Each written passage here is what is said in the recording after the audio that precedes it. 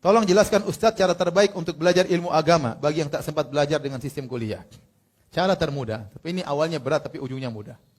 Cara termudah, dan ini menghemat umur antum yang sudah mulai nampak mau tewas bentar lagi. Sebagian udah tua-tua ya. Mohon maaf ya, kita semua nggak tahu tewas kapan ya.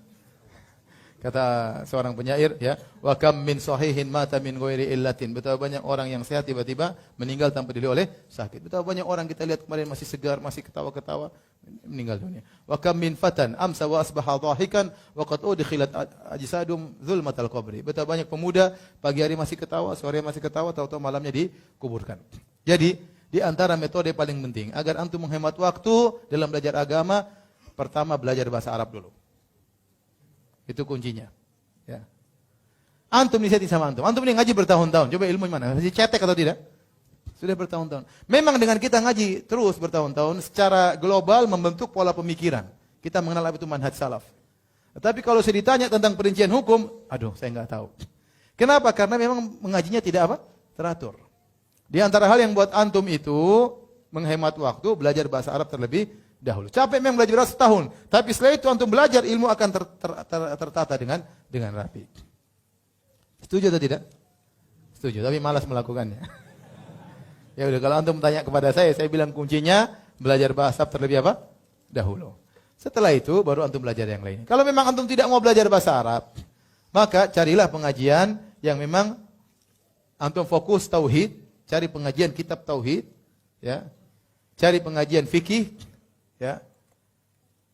Kalau ada masalah adab, masalah akhlak, masalah hari akhirat penting untuk menjaga keimanan kita, ya. Yang paling penting kan akidah sama apa? Fikih. Akidah sama apa? Fikih.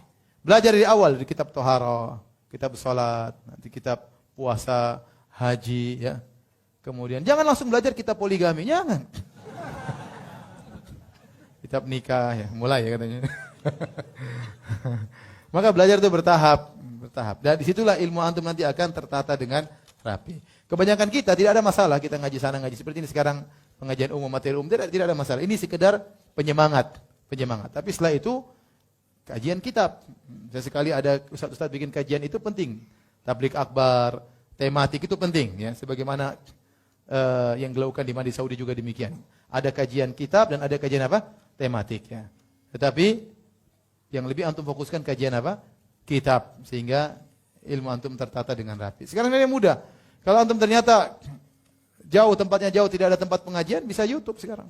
Ada ustaz-ustaz kajian kitab di YouTube, sudah ikuti dari seri 1, seri 2, seri 3, ikuti ya, pesannya. Tidak ada uzur bagi antum sekarang, ya. Kalau zaman dulu nenek moyang kita, mereka mau ngaji di mana? Ya. Saya ketemu sebagian orang kemarin, saya ke dokter, ya. Dia S3 dalam kedokteran. Dia bilang, "Ustaz, dulu saya waktu kuliah kok nggak ada pengajian-pengajian seperti ini, Ustaz. Sekarang baru saya tahu ada pengajian." Ya. Terus dia cerita, ada yang jawab sama saya, "Pak dokter, dulu waktu Bapak kuliah, ya, waktu Bapak kuliah memang belum ada ustadznya baru masih belajar SMA, ya."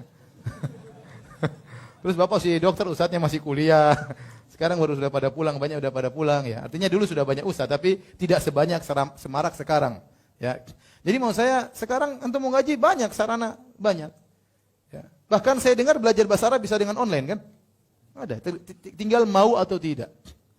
Ya, kalau mau akan menghemat waktu, menghemat umur.